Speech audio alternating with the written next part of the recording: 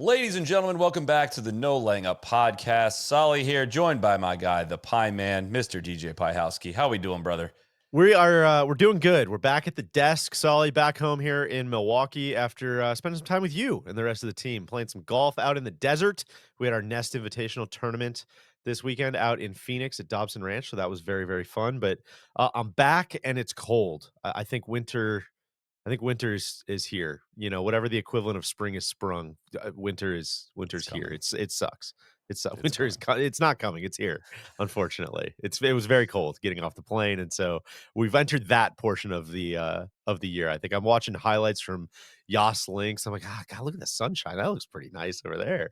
It's just 28 degrees and cold and windy over here. So moral of the If it story is I'm doing good. I'm doing if good. it makes you feel better, I have a golf scheduled for this coming Tuesday morning that is already canceled because of cold weather. If that makes you feel any better, it's going to be like 36 and below and 25, and we're not gonna do that. We're not gonna do that. Give you a little run of show for tonight's show. We are going to talk about some of the live changes to their format.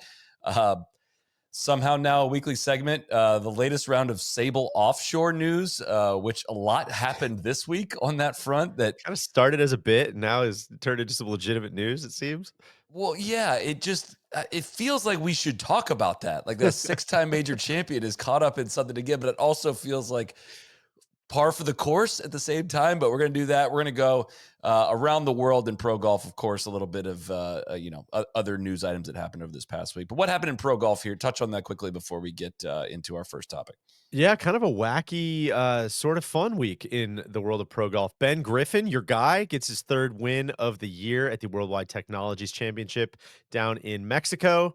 Aaron Rai wins the Abu Dhabi Your boy. HSBC Championship. He might be becoming my boy. He might be like I'm trying to think of another comp. He's just playing so well that he's putting himself on my team. I can't leave him off at this point. It's kind of how it feels. Fun one to catch up on. He won in a playoff over Tommy Fleetwood. See what happens when Fleetwood gets a couple wins. You don't have to bag on him gagging away. It's just like, oh man, another close call. And then on the LPGA, another wacky one. Nasa Hataoka wins the Toto Japan Classic in a playoff over Yuna Arakai after the event was shortened to 54 holes. Or was it? We'll talk about that It, in it a was minute sick. too. It was sick. As somebody who has been in events that are really hard to organize, playoffs just happened this past week at the NIT. We'll talk about a little bit about how the LPGA handled that. Speaking of coming off the NIT, one of our favorite parts of the weekend, one of the coolest parts, was the Titleist fitting presence on site. They did golf ball fittings, they did 3D T Series iron check-ins, they did Vokey wedge challenges. It was a great kind of informal setting to introduce, a lot of our nesticles and people in our universe to what Titleist has going on. And it was just a really cool hands-on experience for a lot of people there. I will say, if you're unfamiliar with the fitting process in any way, like working with a custom fitter is going to help you identify the areas of improvement and help you build an equipment setup that complements your game and tendencies. Like it that might fluctuate from year to year as well. I have gone into these fittings and been like, yeah, I'm just like swinging it bad. Like, don't worry, you can't possibly fix this right now. And they're like, well, let's talk about it. And you walk away from the setting and you've built equipment that is, built around your misses and helping, minimize those. It's amazing what can happen in 30 minutes, honestly. Playing the right golf ball and clubs is going to help you hit better shots more often on the golf course and shoot lower scores. I think we can all agree on that. And you do always learn something new during a fitting. And going at it alone would be the most foolish thing you could possibly do. Like just going onto a website and looking at all the different tweaks you could make to a club. You couldn't guess right in 10 tries. Like get somebody to help you do it. And that's the best part, or one of the best parts, I should say, about Titleist fittings. The fitting fee is credited to any club purchase you make. Like, so it makes it a complete no-brainer. If you're in the market for new clubs, go to Titleist.com to find a fitting near you and get your bag dialed in. I just experienced that with the GT2, and I drove the ball great this past. I want to go play so much more golf now because I'm driving it really well, and I'm really excited about that, Deej. So That makes a big difference. I drove it really well in the 3rd round and still was, was able to make a mess from the fairway, which doesn't always happen, but it was golf's a lot more fun from the fairway is what I would say. Shout out to the Titleist people too. It was maybe my favorite NIT we've had. It was just really, really fun, great prizes. Someone won golf balls for a year, someone won a set of irons, someone won a driver. It was like They gave away a lot of stuff. some It's great. heady prizes leaving the NIT this week. So yeah, thanks to them for coming out. I had a great transition ready, and you had to get one in more line in Oh, there. But I sorry was going about to say, that. speaking of playing more golf, I played the 54 holes. Can you use that as a transition? I played 54 as well. I didn't make didn't make the championship, but the Live Golf Tour, the Saudi-backed Live series, if you're unfamiliar, announced this past week that I should say this is from their press release. Live Golf, the first truly global golf league, today announced that beginning in 2026, all events will be played over 72 holes, marking the next chapter of Live Golf's mission to grow and celebrate the sport for a new era of players and fans around the world. Deej, what's your reaction to Live going to 72 holes? My first reaction, and I do have some actual genuine, like, is this gonna change things or not, and some actual, thoughts on this, but my first one was just it's a bummer that you can't like, I feel like everyone's so glazed over at this point, and everyone's so just kinda checked out that you can't properly illustrate how funny this is. I feel like Exactly. is that how you felt? Because I mean, it's like the name of the fucking tour is Live, and they made a whole deal about how it was because of 54. It's Roman numerals. This is gonna change. We're speeding up the game. We're doing all of these things. I was told Steph Curry's not a good three-point shooter type of situation. I was told this 54 holes is gonna change everything. And now we're innovating, I'm hearing, to Oh, 72 that's the best holes. part. That's the It's absolute best. just Unironically, they're unironically claiming this is innovation. So there are a couple things that I'm like, of course, I do think it's a good idea because the tour that I watch, most weeks, all of the tours that I watch most weeks tend to play 72 holes. I think the better player tends to come out of 72-hole tournaments than they do out of 54-hole tournaments. I think Not just there's the tours, the major championship golf sure. is 4 rounds of stroke play tournament. Like that's what a standard golf tournament is. We know that. So on one hand, I don't want to be like, oh, moving to 72 is so stupid. On the other hand, I'm like, I don't know if it really matters. Like, I think it's very funny to go back on what was, kinda painted as this this big giant, disruptive idea, uh, but yeah, I don't know. What were your initial thoughts? It is funny, but the emotions of all this whole thing have died down so much over the last, say, year and a half, even closer to 2 years, that it's hard to. There's not a lot of news they could come out with that would evoke. Like if it shut down tomorrow, I'd be like, oh yeah, that makes a ton of sense. If they guaranteed they'd be here for another 5 years, I'd be like, okay, yeah, that makes sense. Like nothing would shock me at this point. Like that I think is even somewhat realistic. The only thing that would shock me is like Rory and a bunch of the guys leaving for Live, right? Nothing else seems that newsworthy or noteworthy to even discuss in detail, but What we about are another going to do that. rebrand? Sure. We could. That wouldn't shock you. Do they have to change the name of the tour? Are they going to pretend? I know that there's the thing going around now is that it's actually to represent the perfect score over 18 holes is 54, 18 under par, whatever. Scott O'Neill, the CEO of Live Golf, his quote, the most successful leagues around the world. I just found this funny. The 5 leagues he lists: IPL, EPL, NBA, MLB, NFL continue to innovate and evolve their product. And as an emerging league, we are no different. Live Golf will always have an eye towards progress that acts in the best interest of Live Golf and the best interest of the sport.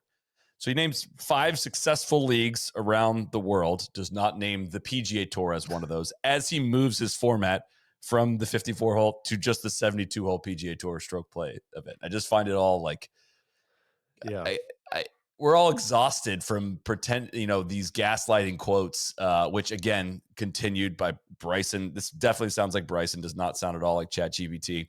By moving to 72 holes, Live Golf is taking a proactive step to align with the historic format recognized globally. This is a fantastic evolution of the Live Golf product, showing how our league listens and adapts to create the best possible experience. You could have listened when we all were screaming like, this is stupid, don't do this.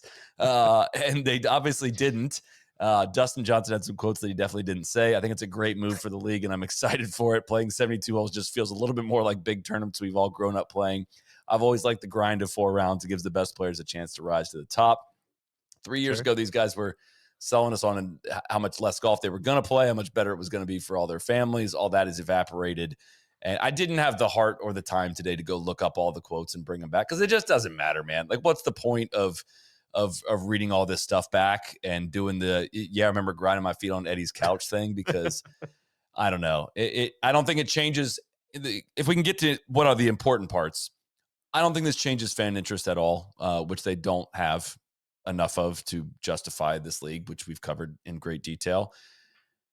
Does it change anything on the OWGR front or pause on Pause that? on the fan interest real quick, just because I think there is something interesting about, I was thinking about like when did Liv have any juice over the last year, 2 years? And I think it's Joaquin Neiman's dominance, right? And if you do have a player like that forced, the Masters to change an exemption, and it forced some of the other majors to change what they were doing. And I think if you can identify, a player or a group of players who are very, very clearly like heads and shoulders above the rest, which you obviously have on this league because a lot of them are players at the end of their career and kind of field fillers at Just this trying to eke point. out a living.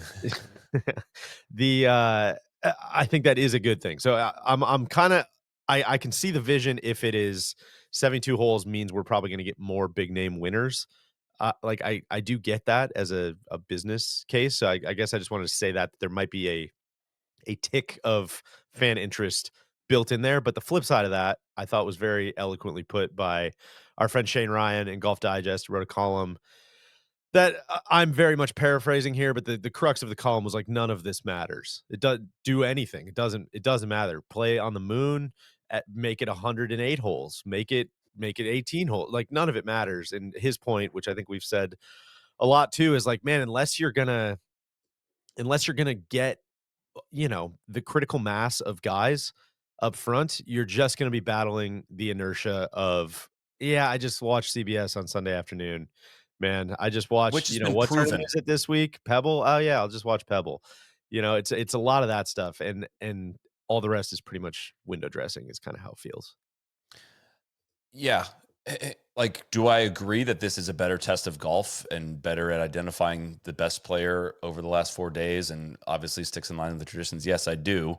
But it's really hard to marry that after getting 3 years of screamed at of how different and amazing and innovative this was while PGA Tour was boring, Liv's doing something different. And this is totally exciting. Now they're saying the fast pace and the shotgun starts and the really cool music, that's all going to stay. Like nothing's going to change. It's just an extra day. But I just don't think that changes anything. I think maybe part of the more frustrating part of it is if I was to say, why are they doing this? I think the answer would be for OWGR points. Yeah. And I'm curious your reaction to that because I don't think this, if I think this maybe addresses 1% of the OWGR problem that they have to begin with. Yeah, and I apologize because I know we've said this 400 times, but the 72 hole thing was part of it, right? That is a big part of the OWGR, curriculum or criteria.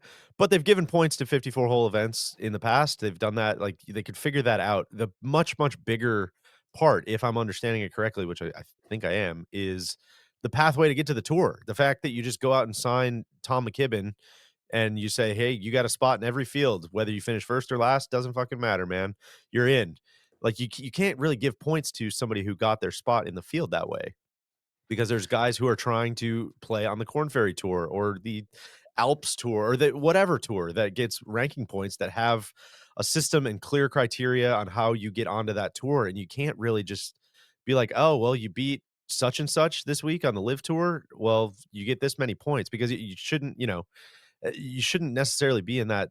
You didn't earn your spot there to begin with, I guess, other than signing a contract. Am I understanding that or explaining it 100%. clearly? I mean, I Yeah, I think that think. Well, to back up, like even Peter Dawson, who's no longer the head of the OWGR, I believe it's Peter Dawson that said this. Again, I'm paraphrasing again, but like he even acknowledged, like the 54 hole thing is we can figure that out mathematically. That's not the problem. It is in qualification, and This is where it gets super frustrating. It just feels like kind of bullshit PR that they continue to put out.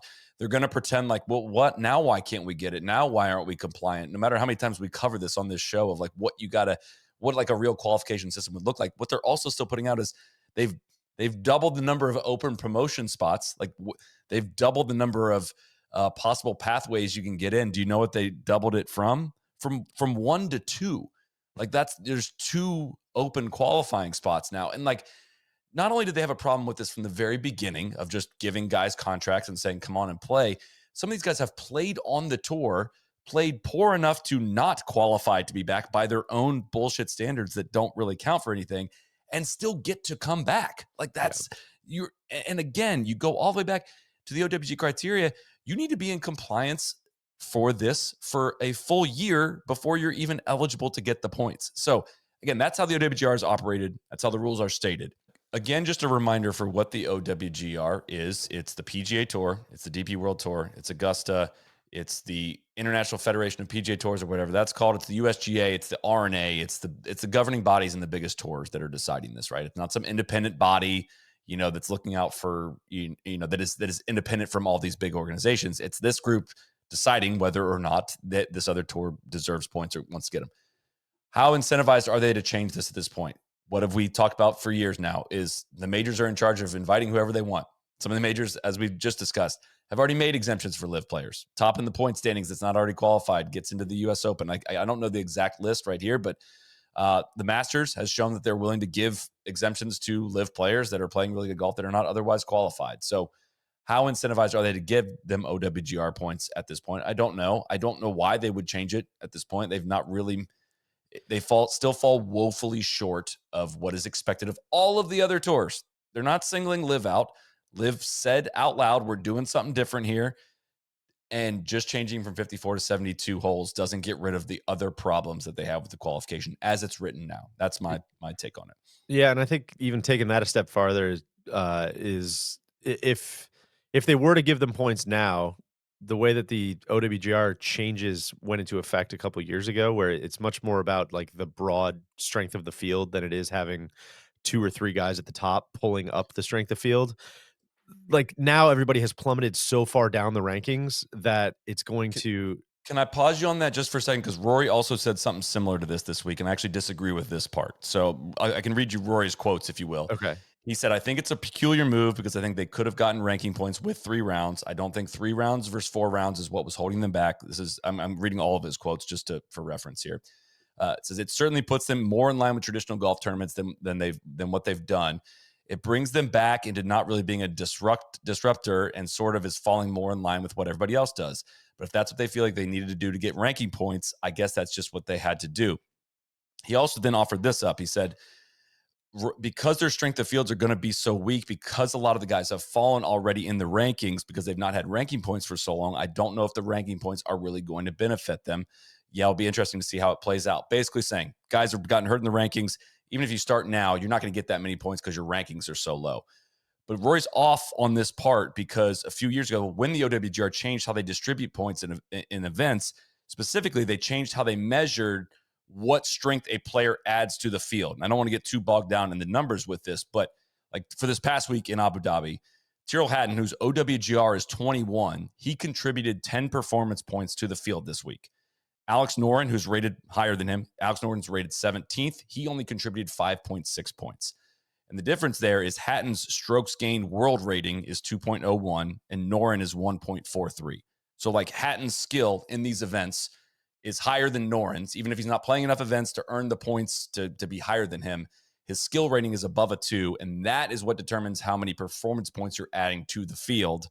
So I don't think Rory's right in saying it used to be, hey, you're the 90th ranked player. Here's how many points you're contributing to the field. Right. Now it's based on your strokes gained. So it will be more fair than I think. I think it's a more fair representation of the talent level of the field. Got it. Okay. But it's only counting. Totally missed that then. But it's only counting the events you're playing in official OWGR events. So it's only counting DP World Tour, right. Asian Tour. It's not counting your LIV golf results. So again, on top of all this, I bring that up because again, we want to play less golf. We want to do this. Now you're playing 4-round tournaments And if you want the OWGR world rating or whatever to be able to bring back to your LIV tour, you got to go play other tour events and succeed in them to be able to bring you points back to your tour. Gosh. Does that make sense? It does. It does. I completely missed that switchover sometime in the last talk about, Well, nobody, put me in nobody. the pile of glazed over, I suppose. But yeah, I think you just kind of hit a point where you start to feel a little full on following all of this stuff, you Well, it know? doesn't really matter that much. I think people have made too much of the OWGR. It's a qualification system for major championships. And I know it's become less fun to follow who the number one player in the world is and who's the number fifth ranked player. Because we know like Yeah. John Rahm is one of the five best players in the world, regardless of what his OWGR ranking is. And the 71, conversation, 71, by the way, is his ranking. Jesus.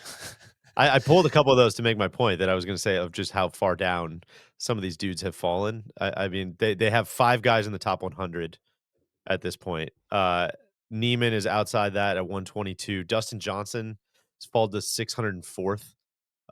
Cam Smith 310. Mickelson like 1100, something like that. So it's like, yeah, it's just a weird But mishmash again, right now. but this is still all a big distraction because Totally, without the totally. qualification thing, it's a non-starter. It Yeah, still is a non-starter. It really is, and or should be it, anyways. I, I, I still think it is. If unless the OWGR again drastically changes their entire structure, it's a Yeah, non-starter for them. I'm not saying for me. It is for me, but also like that is what the OWGR has stated. That's what Peter Dawson has said. Trevor, who's now the new head of the OWGR, is non-voting as I see it written on their website.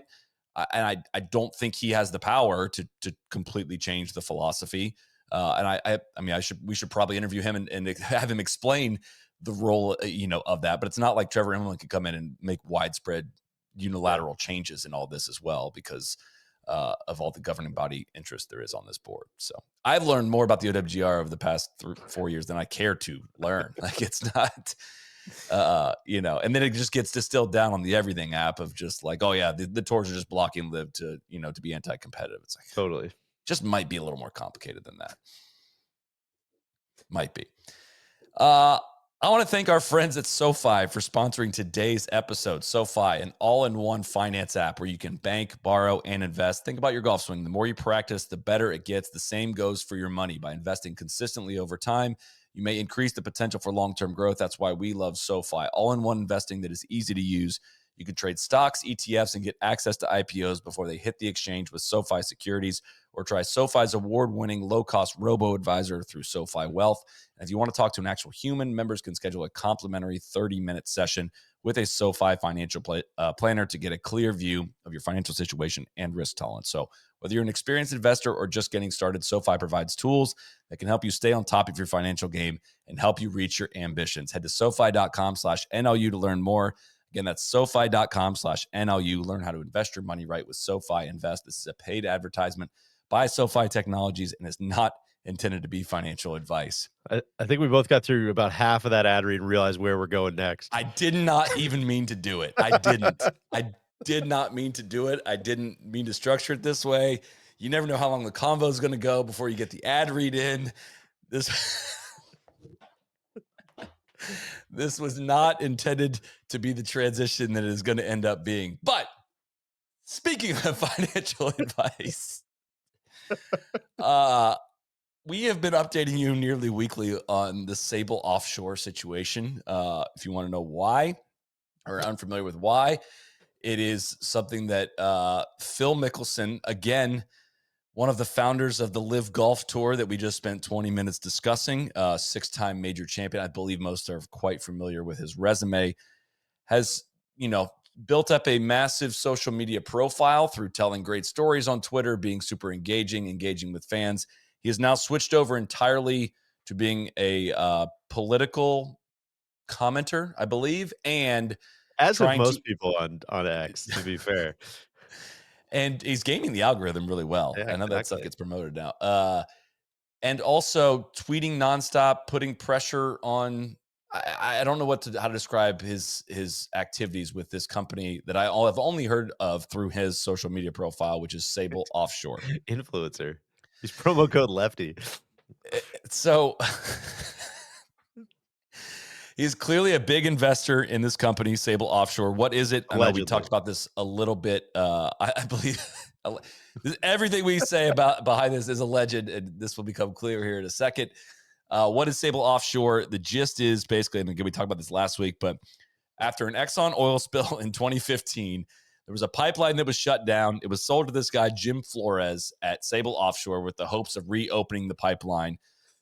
And pun intended, it was potentially a pipe dream and a long shot. And in other words, a big ass gamble. Yeah. And Not going to be the last thing we're hearing about pipes in this story either.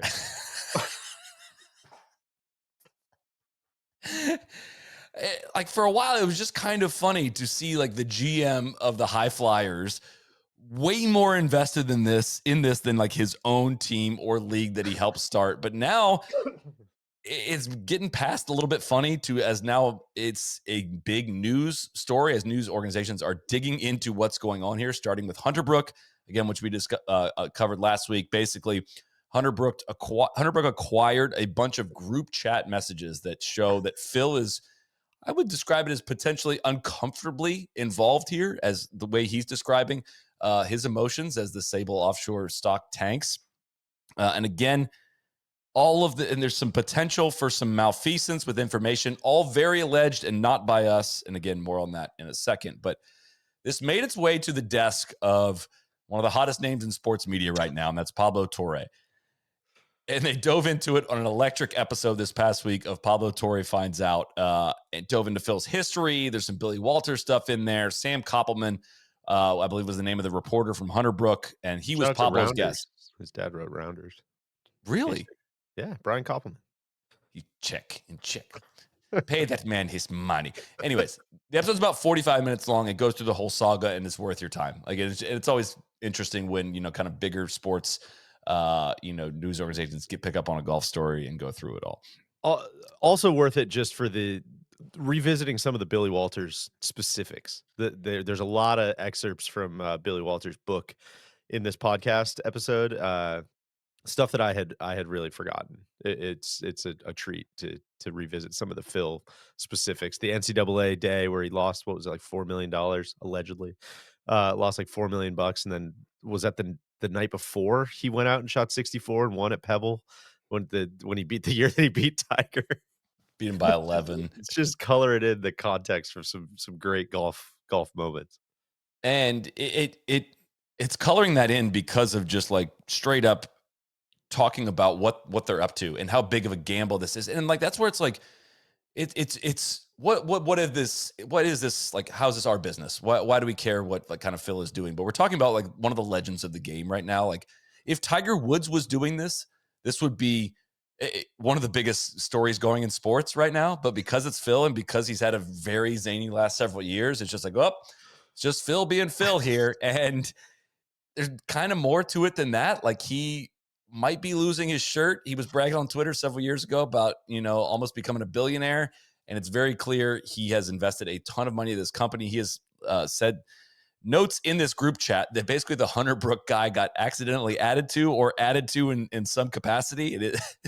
He's just been keeping up with this. They've been just sharing all of this with a reporter all along, where he's gotten people to share all the comments in the group chat. But Phil talking about how he's too anxious to go on a hike, too anxious to fish, like just being very uncomfortably involved in this, to the point where he's pressuring politicians.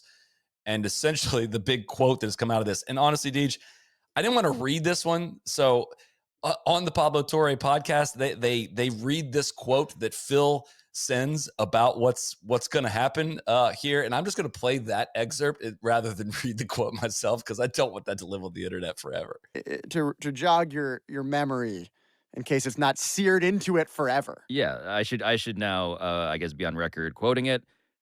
Big Daddy Trump, in all caps Trump, ready to swing his 14-inch in front of Newsom's face, will drive up any stock. So basically there's just this big panic about it, and they're making a plea to the Trump organization. And there's all this, we're going to get Howard Lutnick, the Chamber of Commerce Secretary, the U.S. Secretary of Commerce, to arrange a round of golf with him with a certain left-hander. There's a phone call that's recorded. Sable and Phil and the group chat gang claimed the recording was AI. Then they backed away from that claim. It gets messy. Phil comes out and says, has a tweet this past week that says, I know from experience that being in the public eye makes me a frequent target for sensationalized media coverage. I get that it comes from with the territory, but there are legal limits on false reports. And while I may have been willing to let it go in the past, I'm no longer going to sit quietly and take it when those lines are crossed. I have retained world-class defamation counsel Tom Clare to advise and represent me on this, quote, article by Hunterbrook and anyone who reposts it. More to come, ... lots. Which he was met with a lot of criticism on the Everything app of like, yeah, you can't sue people for retweeting something. That's not really, quote, how it works, allegedly. Phil blocked Pablo Torre. With the Clayman. How he's not involved in this. It's only a matter of time before Clayman is involved here. Phil blocked Pablo Torre on Twitter, then unblocked him and replied, I've never heard of you and have no idea who you are, but given what I know to be true and what you report, you're tabloid and I'll wait for the right opportunity. Shall I keep going? Because no, this is the good stuff. I'll be super honest with you. The rest of the stuff, I'm like, it's funny, but like I don't actually really care what's going on. And is he swapping tips? Is he not swapping? Who knows? Someone's tracking that, I'm sure. But this is the good stuff here, I think, and this is all comes from our reporter Sam getting added to this group chat. It's a little bit like the Hegseth situation where was it Politico reporter or whatever just got put on like the Atlantic, the Secretary of Atlantic, it's got put on like the Secretary of War kind of battle plans signal chat. It's a little bit of that, but just much dumber even, I think. So Sam's going to tell the story here of getting in touch with Phil, and it's about a 2-minute clip, and I'll play it here. So I get Phil's number. Fun fact, Phil seems to change his number all the time. I figure out which is his current number, get him on the phone. He talks for a sec. He's like, who is this? And I'm like, I'm calling from Hunterbrook. He's like, no, thank you. And hangs up right away. And then he does something I've never experienced before as a reporter, which is that he then posts in the group chat my number and is like, warning, guys, here's the number they called from. They're very curious about our group chat. Doesn't think to leave the group chat and instead keeps posting about it. The thing that gets posted in the group chat, which is the part that made me laugh out loud when I saw it, unfortunately for you, does involve Craigslist. Yes, they tried to dox me by putting up a Craigslist post with my number on it. Yeah. So this is a Craigslist post. The title is Free Dog Food, parentheses Lafayette. This is a place in California. Quote, hey, y'all. Sad story, but my old 3.5-year Great Dane finally done kicked her bucket. Got here about 350 pounds of Purina dog chow if somebody just wants to drop by and get it out of the carport. I'm on disability and cannot lift nothing too heavy. There are typos throughout the entire thing, just for the record. My nephew Till will help you load it. Give him a call at your phone number. Correct. And I'm obviously watching this the whole time. Yeah, they're loving what's happening to you at this point in the story. They are, until I put all of this in our investigation, which we published last Friday. And then we finally got a response from Phil. There you have it. There you have it. For years and years, we've alluded to the crazy stuff that we probably think Phil's up to, but it's been kind of a joke. And now for like the first full time, we're getting like an actual glimpse into all of it. The group chats, somebody in this group chat making a fake Craigslist ad to dox a reporter that's digging into whatever their trading activities and information sharing is just like, man, I did not think when I started bringing this up that this was going to become somewhat of a big story, but Phil's back in the news, man. Yeah, the Craigslist, God, it really, really, really got me. All the intentional misspellings is just a very interesting choice. It's just I don't know, man. You never know what you're going to see on the internet. You gotta hang out, and you never know what's going to come across the desk from X or Phil or any of these places. It's just what a thrill ride. Well, and I bring this up again to point out, like, you don't want Pablo Torre on your scent. Like, you don't want him on your trail because that guy's not going to let it go. He is, of course, responsible for kind of uncovering a lot of the stuff that's happened with the Clippers, allegedly circumventing the cap, Kawhi Leonard story. amongst many other things. And he's obviously just done a full episode on it, and there's probably going to be follow up on it. And now Phil's going to be probably trying to dox him and sabotage him and allegedly. And man,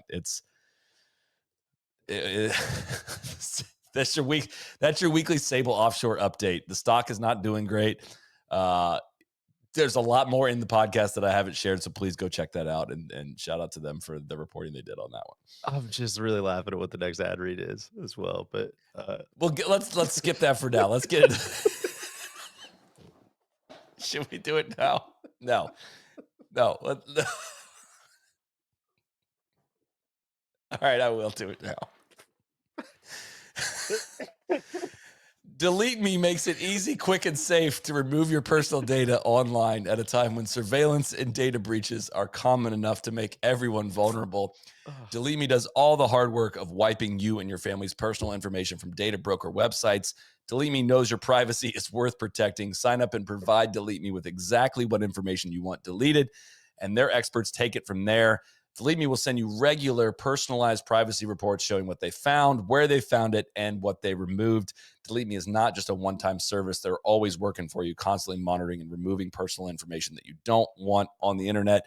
Listen, to someone with a somewhat online profile, it is very nice to know that I have DeleteMe working for me, working in the background and giving me reports of where my information is getting removed from on a weekly, monthly, whatever basis that it's coming in. And we greatly appreciate the work from DeleteMe. Take control of your data and keep your private life private by signing up for DeleteMe now at a special discount for our listeners. Get 20% off your DeleteMe plan when you go to join DeleteMe.com/NLU and use promo code NLU at checkout. The only way to get 20% off is to go join DeleteMe.com/NLU and enter code NLU at checkout. That's join DeleteMe.com/NLU, code NLU. Shall we go around the world in pro golf? Yes, Soly, let's go around the world of pro golf. Ben Griffin shoots a final round 63, we mentioned, to win the Worldwide Technology Championship down there near Cabo. Didn't watch a ton, got to watch the end today after getting back home. And Ben Griffin, a couple things I think stick out, just kind of catching up on his quotes from the week and his scorecard and his stats and all the kinds of different things that happened. First of all, 10 birdies on Sunday is significant stuff. He becomes the third player with 3+ wins this year. Only Scotty and Rory. Granted, the other two wins were the Zurich and the Schwab. So it's Zurich, Schwab, and the Worldwide Technologies Championship kind of doesn't totally stack up against, the Masters and the Players and the Open and the PGA and things of that nature. But it is a fun stat. Only 3 players with 3+ wins.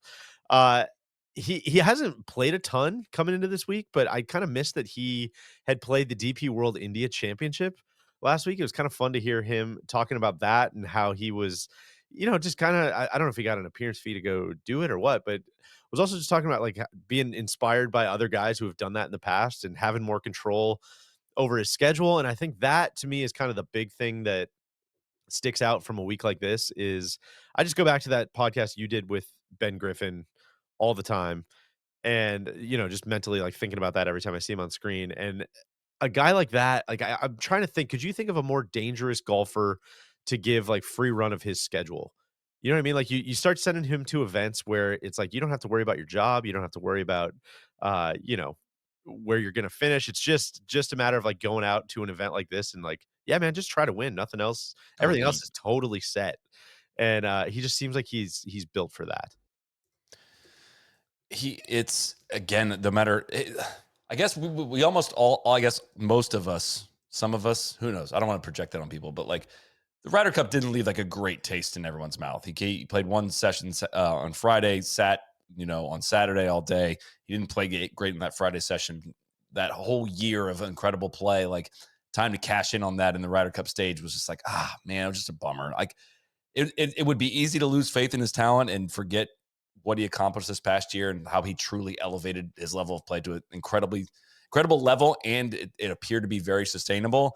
So I'm really happy for him to get this win to just kind of remind everyone again that he is that talented of a player. He is easily one of the 12 best American players, easily should have been on that Ryder Cup team despite it not working out great. And you should be, if there's any stock to be had out there for him going into 2026, buy it up now. I don't think he's done with any of this. He's won on a lot of different. He's won different events and competed really highly on a lot of different style of golf courses as well. It's not just the birdie fest. It's not just the hard courses. Like, he's gone toe to toe with Scotty Scheffler, at the Memorial, and won at 29 under here. He's just a really good golfer. He's the 8th ranked data golf player in the world as of this week. That'll go up after this win as well. And I'm just super stoked for the guy, and it seems like a great, easy dude to root for. I also get a kick hearing, again, some of his quotes. I think he is interesting when he gets asked the right questions and stuff, but he's just seeing how fast these guys can snap back into form, because he kept saying, he's like, I'm not really like playing a ton. It's very different than the rest of the season.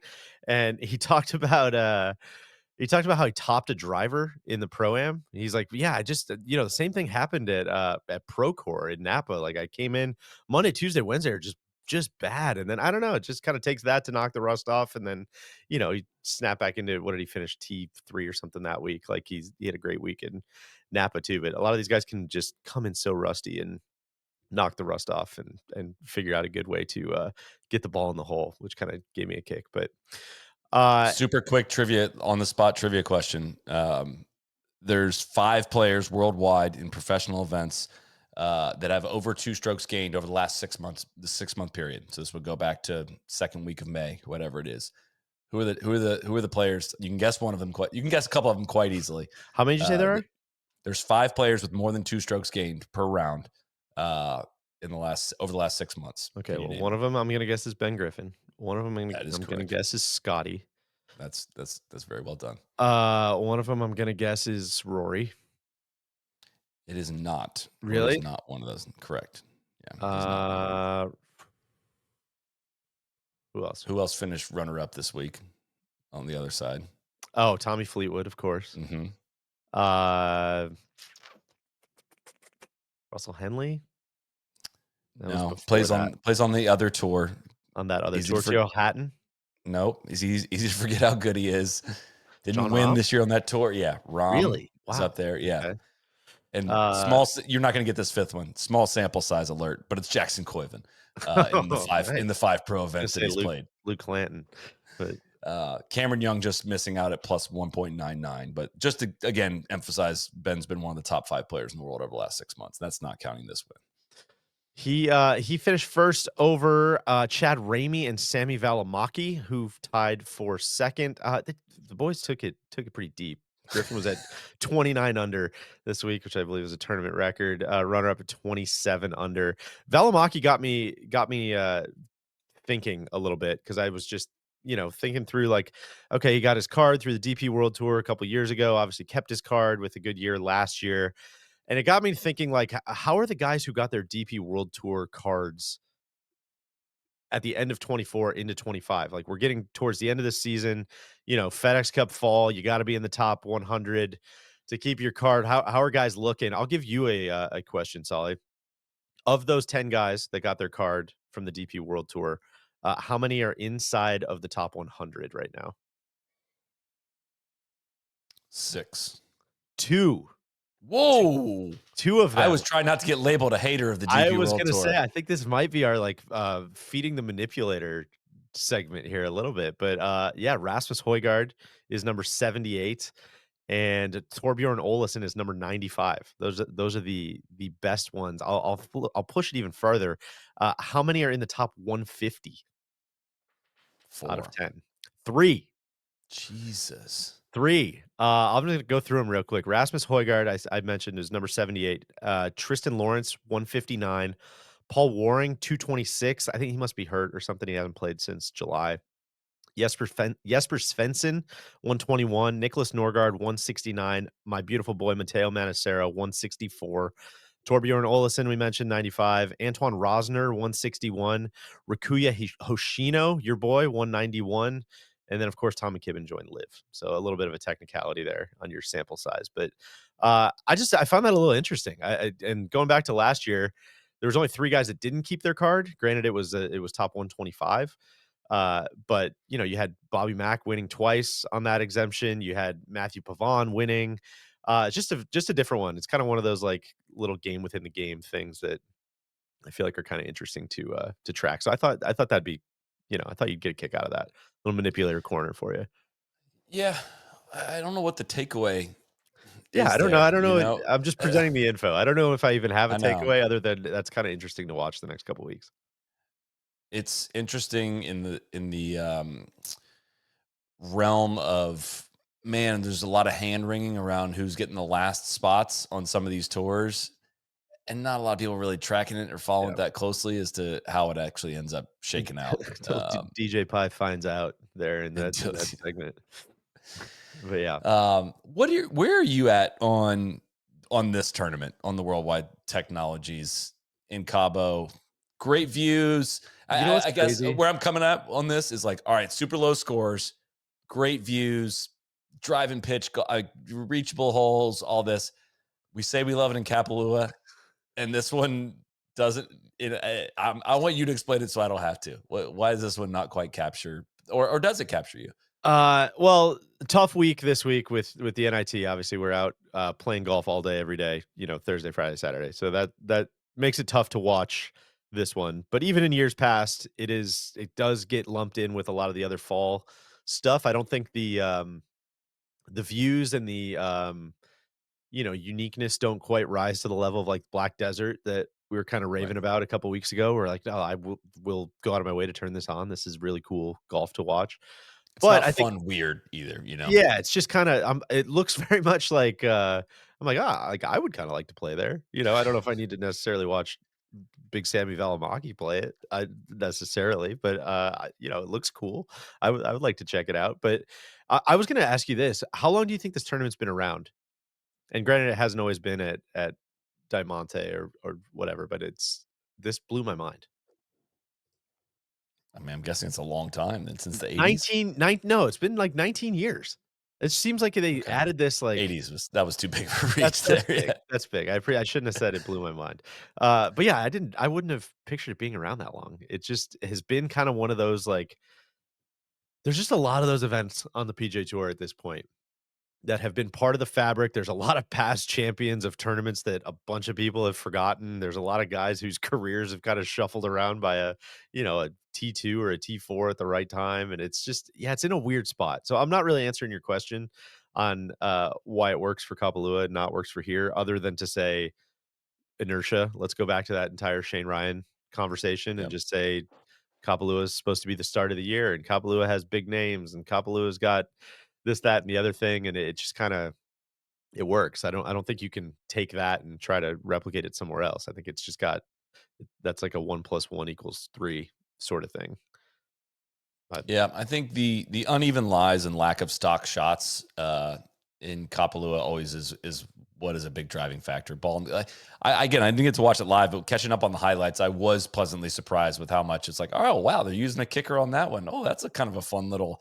It's not a complete joke of a totally. golf course. No, no, no. They do take it very deep, and fits into the fall. Like if this was a prime, winter weekend, we would probably, it would probably get compared to the Vedanta World event, which is kind of like the weakest spot in the calendar in that time period. But I don't know, for a totally fine fall event that's serving the members more than it is serving the fans anyways. I can't really muster up the hate for it.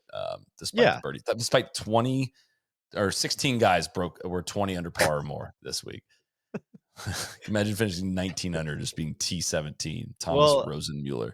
that maybe leads into my next note. I just kind of put together a little notebook of just some things that caught my eye scrolling through this week. And the first one was going to be a guy that shot 61. I was going to say there was a lot of very, very, very low scores out there. And a guy that shot 61 in the first round, Nick Dunlap, is a guy that is still not 22 years old. He's still 21, and a guy that I just, you and I talk about other sports all the time, and you have like the Jackson Holiday type players that, you know, are phenoms, and then they come up and it's like they don't kind of fade into anonymity, right? They continue to be that, under a lot of scrutiny and what's that guy doing and send him up, send him down and bring him up and doing all this stuff. And Dunlap, I feel like, has kind of faded into a little bit of obscurity unless he plays really well, and it's just a really weird spot for him to be. He's won twice.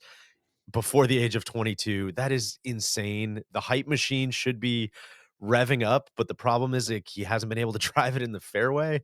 And so it's just, I don't know. He's a guy that I just root really, really, really hard for, and I want to be really good, and I want him to be on my TV screen. And I know he's just been scratching and clawing, trying to make something good happen. Started working with Scott Hamilton this summer, I think, kind of around like the John Deere Classic, and trying to get the driver figured out. Try this stat on for size here, Soly. Dunlap is very obviously the last on tour in strokes gained off the tee. If you add up all the cumulative strokes gained off the tee for a season, Scotty is number one, obviously. He's gained 54 shots off the tee this season. Dunlap has lost almost 100. Oh No, my there's a God. 154 shot difference between those two players just off the tee. And that's in like 80 Crap. is 75 rounds, 70 rounds, something like that, that I think was measured by Dunlap. Part of that's because he misses a bunch of cuts and he's playing a lot of 2-round events. So that's just is like a, I don't think it's hard to identify the problem. Obviously, a little tougher to fix it. So a golf course like this, where it's got wide fairways, big corridors, I think he went out and hit. He said he hit every fairway for the first time, and who knows when in that 61, and it just could take advantage from there. But I don't know. It's just one of those guys that like I feel like whenever he's playing well, I want to shout it out because it's a guy that I would really love to rally around because it seems like he's got some exciting Sundays ahead of him. He had 53 of 56 fairways this week, which Might not have been a tough, driving test out there. tough Sure. mark for Yeah. for the event and the test that's presented here. But who knows? Maybe that's the get right that he needs. And I had just in looking at it just now, I had thought it had gotten better than it had. I mean, everyone kind of remembers what happened at the Masters, the 90 or the 91. I forget that he shot. Followed it with a 71, I believe, or something very dramatic in a turnaround, but lost like 4.5 shots around at Augusta, which like doesn't have a lot of penalties opportunities off the tee. Was really, really, really tough. It's borderline Y word stuff if we're not already there. I hope it's super. I guess the pull I would make is Max was once completely off the planet with driver, pre-winning 6 times on tour, and obviously made it to the mountaintop and almost won a Masters. So it's not to say he can't, but I think Max would also tell you that how hard that battle and journey is, and it Well, might be a long time. It might totally. not be next year. I don't think your point is like Dunlap is turning the corner and here he comes. It's like, dude, it's going to be fascinating with the exemptions that he has, and from winning twice and the status he has. Like, how is he? And it's such a like almost getting forced onto the tour faster than you were 100%. probably ready or undoubtedly ready to be out there. He's kind of the case of like, this hasn't been like said out loud, but I would have to think Jackson Coyven is looking at like something, how this has happened to Nick Dunlap and saying like, I don't need to be in a rush to get to the PGA Tour. I think it was still smart of Dunlap to take the status. Like, it's sitting right there for you. Like, go out and learn and kind of do a little bit of the Akshay approach of like, I'm going to be out there playing with the pros and it's only going to make me better. But it's not a guarantee it's going to work, and it's going to be an interesting story to follow. Well, and he said a lot of that in his interviews this week too. Kind of on both fronts of what you touched on. It's not some like found it quick driver fix. Like he knows he's gonna like that's not really how that works. You gotta kind of rebuild stuff, and that takes a really long time. And you're gonna play a lot of bad golf courses that aren't gonna fit what you're trying to do, and it's gonna be very uncomfortable for a long time. But then the other part of that is trying to do all of that while you're also trying to learn how to travel by yourself for the first time, and you're also trying to learn golf courses on the PGA Tour for the first time, and you're trying to learn all the little ins and outs of what being a PGA Tour player is for the first time, and it's just and you're coming into your own as like a 21-year-old kid. I mean, it's a really uphill battle, and again, all of this I feel like hopefully is just to set the table on like if he does get it figured out, and he's got some space ahead of him. He's got a couple years of exemption and Through 2027, he's exempt. so he's got some time to figure it out, and I hope he does. And if he does, it's like hopefully you kind of remember some of the low points and where it started to turn around. But on the flip side, Matt Kuchar finished T11. I just want to shout that out. It's just continues to be insane. I don't even know how old he is at this point. 40, 48, something like that. Let's take a look. I have no guess, but his It's 47. 47. He shot a final round 65 today. He's only if you go back, like his last 5 events goes back to the John Deere. He's only played 5 events since John Deere, and he's finished in the top 20 at 4 of those 5. So he went T5 at the John Deere, T44 at the Wyndham, T13 at Napa, T18 at Sanderson, T11 this week. So just picking his spots, parachuting in, cashing a big check, and getting out of town. A quick appreciation for that. Let's do quick quiz game on Matt Kuchar. Career starts for Kuch.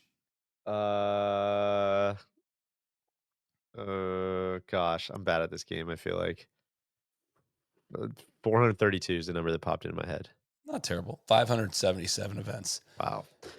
577 events, and he's probably made 420 cuts. 415. Really Wow. well done. God, he's so good. That's so much. It's just money. Just an absolute earner. How much? God, I was hoping you were going to ask me that. 59 million dollars. 61.3. That's well pretty done. good. All right. How about this is one I want to do? Top 5 finishes in his career. Top 5 finishes out of what did we say? 412 or 420 made cuts? 415 made cuts. 415 top 5s. 39. 63 top 5. Holy finishes. shit. How many top 10s? Oh, crazy. Like 100? 119 top 10s. More. God, that's crazy. What a career, man. Isn't it funny how the older you get, the more you're just like, man, look at that guy. Love what that guy's doing. I want to be like that guy. How many runner-ups you think Kuch has?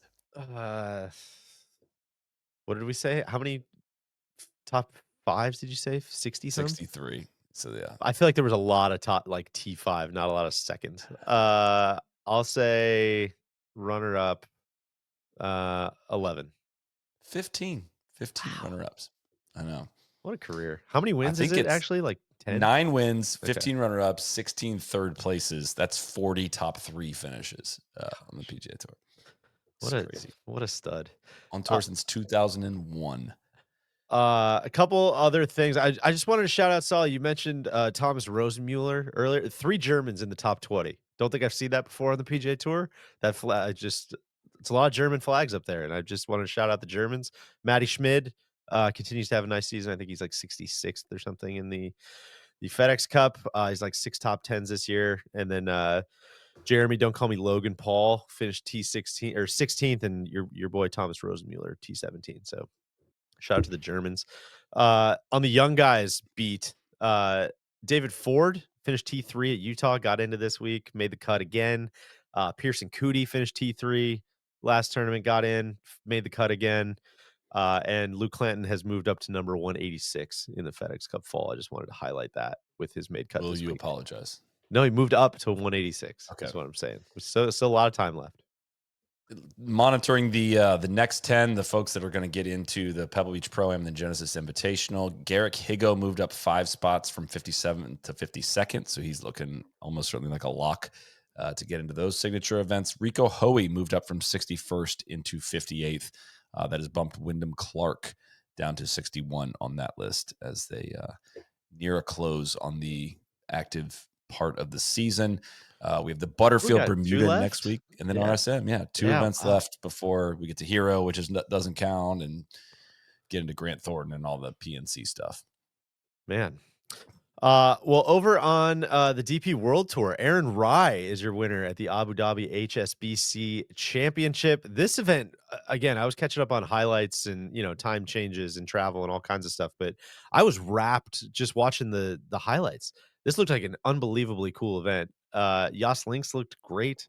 A lot of short grass around the greens, a lot of ball on the ground, feeding the ball into holes. I don't know what it's like on the ground there. I've never really been to that part of the world, but the golf course on TV looks very fun to watch, or at least on YouTube when I was watching all the highlights this week. But Aaron Rai, after he had a really short miss on 14. I don't know if you saw that. Basically, like looked like it popped in and out of the hole. It's crazy short miss. Playing in the final group with Tommy and Nikolai Højgaard. And kind of just going toe to toe. It was a fun shootout. You had those three. You had Rory hanging up a 62 on Sunday. This is not a misspeak. His 10th top 3 finish at this event without a win. He's finished in the top 3 10 times at this event and has never won it. Obviously, it's moved across a couple different golf courses, but yeah, just kind of one of those crazy weird factoids. But really fun finish. They Fleetwood and Aaron Rai both birdied 16. They got to the par 3, 17th, kind of lengthy par 3. Aaron Rai hit such a proper shot in there, kind of this like low feeder below the hole, 15, 20 feet, cashes it for birdie. Tommy had to scramble. He had like this really probably a 20 footer for par that he had to make. So they're tied going to the 18th. Højgaard hits. It was kind of like Dobson Ranch at the NIT a little bit. Nikolai Højgaard hits this epic shot in there. The par 5 has a great look for eagle from probably 15 feet, something like that, which would have got him in the playoff. Fleetwood and Tommy both wedge it to maybe 15 feet or so and both miss, go to a playoff. First playoff hole, Rai hits a wedge to like 8 feet.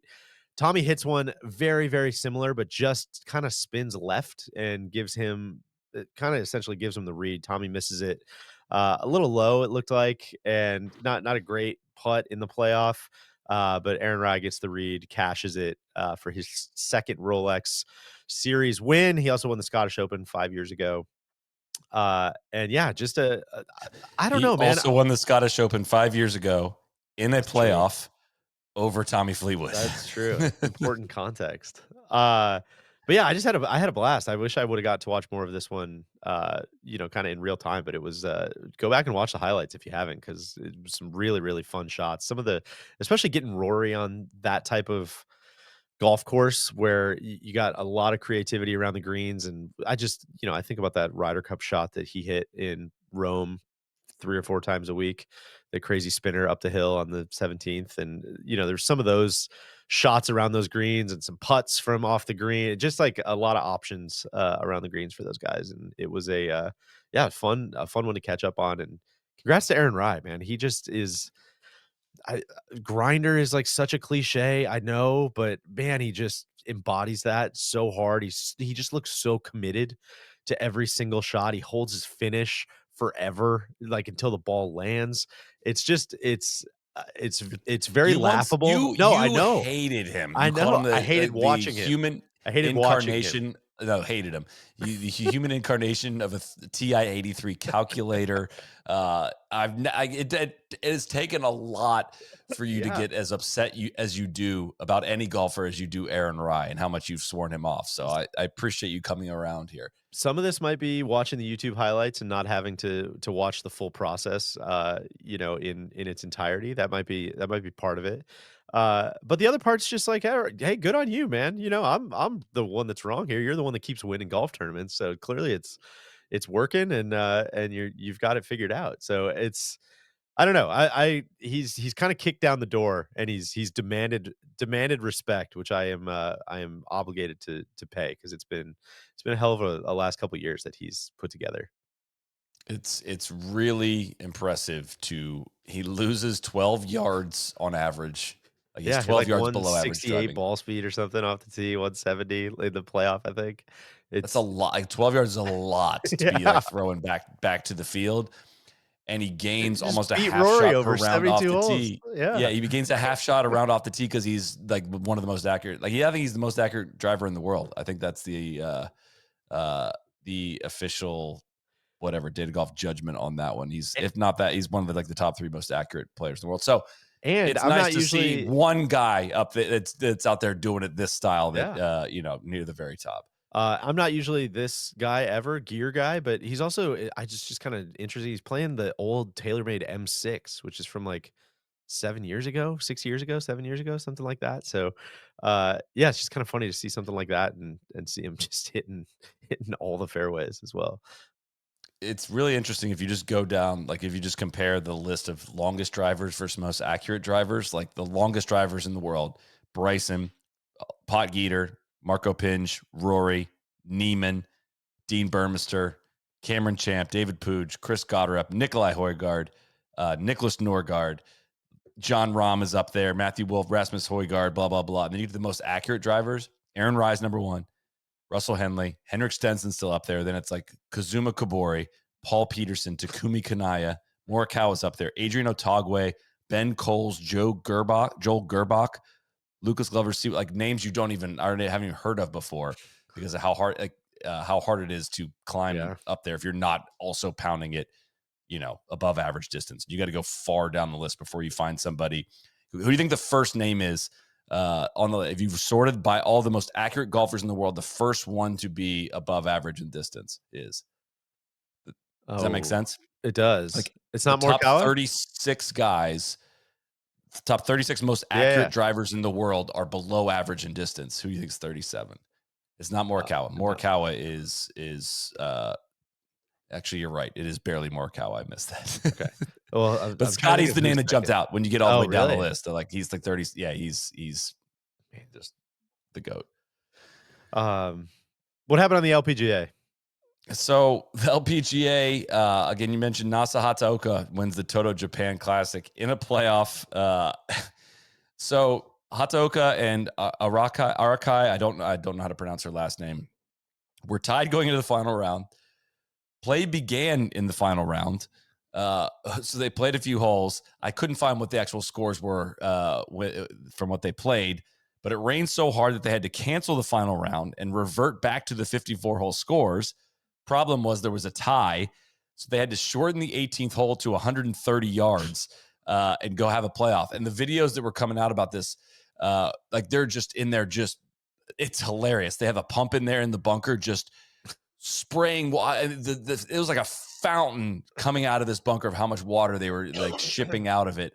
And it looked like a very tough scene. But they got it in, done deal. Nasa Hataoka wins in Japan. And look, I think, I didn't see a lot of people mad about this one, but I was just kind of like, a couple of tournaments we've ran and gotten there, like when you're fighting darkness and you get to the end and you're like, yeah, you got to come up with a playoff now or else like there's not going to be a winner. I just felt I could have read that 10 years ago and been like, what a joke. What a horrible way to end a tournament. And having done it a couple of times, like, dude, that's well done by them. Honestly, get it in, get it figured out. It's not going to be pretty, but you got to identify a winner somehow. They got it in. But that sounded like a mess. Filming a video out there, you got full golf course everywhere. It's just, you start to reel. You got, I understand why the chip off became a thing. It's, settles it. It settles it. It's easy. Small footprint, I get it.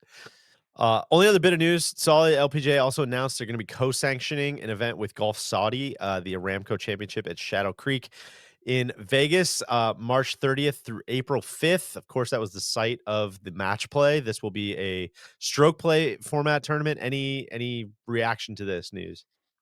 3.5, 4 years into all of it, it's hard to get overly worked up about it. I think it was it makes a lot. How do I say this? I guess it makes more sense on the LPGA Tour than it made on the PGA Tour in terms of it felt really greedy for a lot of these players to take these massive paydays and kind of somewhat ruin or greatly damage a product that was, thriving. Some would say thriving, like a really strong tour, massive purses that they were playing for. Just didn't sit great to disrupt all of that. LPGA Tour is a different scene. I still feel the same way about like basically just, the getting in bed with the Saudis and the messy nature of all of that and the human rights. I feel the same about that still, but it's harder to get super worked up about that at the LPGA level when like if they wanted to, they could pretty much eviscerate the LPGA Tour, like if the Saudis really wanted to. So like partnering with them and getting in front of that and maybe doing what the PGA Tour should have done from the jump.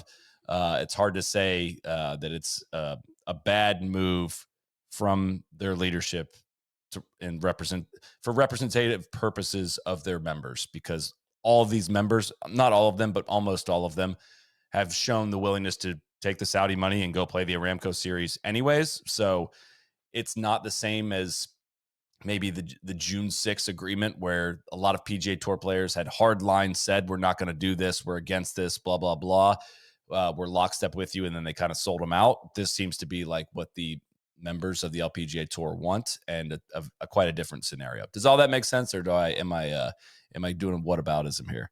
No, I hear what you're saying. I think it's, yeah, there's probably a difference in partnering with it rather than, you know, Blowing up your tour to yeah, go get in bed with yeah, them. Yeah. yeah. I understand it. I mean, it's still, like you said, it's been 3.5, 4 years of arguing about this stuff, and so I'd be lying if I said it wasn't a little fatigue. I think on my end for sure for fighting that battle, but I think it's, yeah, I understand the rationale behind it, and Shadow Creek seems like a good fit for the women's game, and uh I miss the match play. I like the match play event out there. I thought was very fun, but I don't know. Seems like a good purse and a good event that I'm sure the ladies will enjoy. So, Yeah. any other news and notes?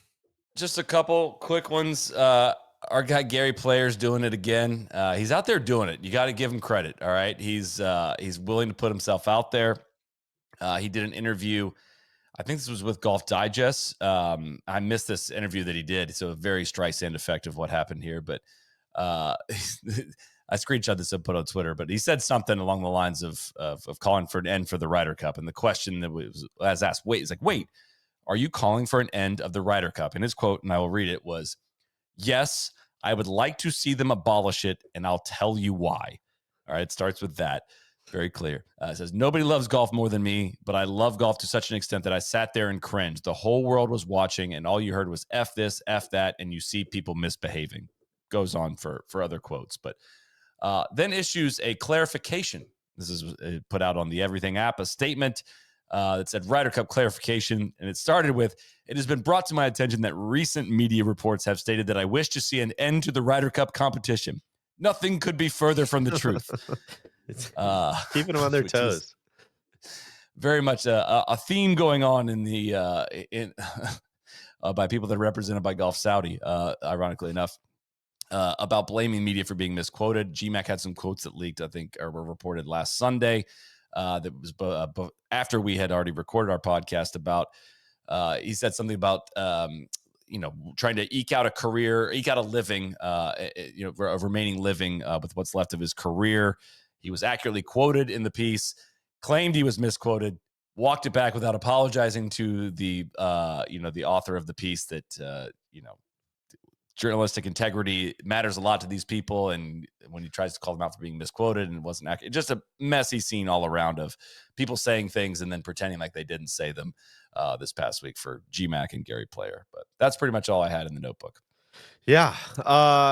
Couple of other events this week. We got the Butterfield Bermuda Championship on the PGA Tour and the LPGA, the Annika driven by Gamebridge at Pelican. That's a lot of words for a title. And then DP World DP Tour World Championship Tour as well. Championship. Yeah. Yeah. In Dubai. In Dubai, Rory trying to win his 4th in a row, his 7th race to Dubai title, which is significant. He's got a big lead in that. But yeah, I'll be looking forward to probably lock in a little bit on that this week with how much I enjoyed kind of following that HSBC this week. Close it out with a big thanks to everyone that did make the trip out to Dobson Ranch from all over, and the people, the Roost communities that have sprung up all over the country as well, for all the qualification that goes into, and the hard-earned tickets to get there. It's a lot of competition to make it to the NIT, and a lot of people had. I had such a blast out there. Dobson Ranch represents so much about what's great about golf. Just a very fun, I'll say easy golf course, Deej, that Yeah. Ben and I were talking about it afterward. It was just like in that Mammoth Dunes category of like way more golf courses should be like that level of challenge, because I consider myself quite a decent player. I had so much fun trying to unlock the challenge of that, and it doesn't have to be harder than that for the average player ever. Like, it really just does not. The golf course is awesome, but what I think is almost more applicable to so many other places is what they've done with the entire rest of the facility. Yes. The driving range is incredible, and it is packed at all times of day. It's lit at night. They've got food trucks out there. They've got a great bar and kind of event space. And it's just, I know they've got great weather out there this time of year, especially, but man, they take advantage of it to the fullest. And staff was awesome. And the whole deal just felt like a perfect fit for this type of event. So yeah, massive thanks to them. And if you're ever in the area, go check it out as just from a pure Muni appreciation standpoint. It's a great spot Even to after begin the dark. game of golf. Yeah, exactly. Great hang after dark. Lit Yeah. driving range, AstroTurf putting course for kids around there. It's very friendly staff, and Aaron Gregory, who runs our events, just continues to absolutely crush these things, and we couldn't do it without it. This was the sixth Nest Invitational tournament that we've done. If you're interested in joining the Nest or unfamiliar with what it is, it's our community of avid golfers. It helps support all of our NLU content, strapped special projects like the Walker Cup film, and you unlock all kinds of access to Nest exclusive content, a monthly Nest podcast, extra videos, all the threads on our Refuge message board. You get 15% off every order in the NLU Pro Shop, and you get 25% off right now for Black Friday, Cyber Monday. The Czar is running a lot of specials right now. Great discounts on a lot of our partners, H&B, Golf Pride, Stack. It's just a really, really big offering. NoLayingUp.com/join if you want to get involved in that and learn a little bit more about that. Raised a ton of money for the Evans Scholar Foundation as well. So thanks to everyone that bought mystery boxes and helped donate along the way to help get us on our fundraising goal with our scholarship with the Evans Scholar Foundation. Auctioned off one of my paintings. That was a first for me. That was very, very fun. Yeah, it's a great event. I can't wait for next year. And congrats to Lane from the High Cotton Club, Yeah. who is our 2025 Nest Invitation champion. And I'm already stoked to get back, man, next year. It was so much fun. So, yeah. All right, Deej, that's going to do it for this week. We will talk to you guys next weekend. Thank you, as always, for tuning in. We'll see you then. Cheers. Cheers.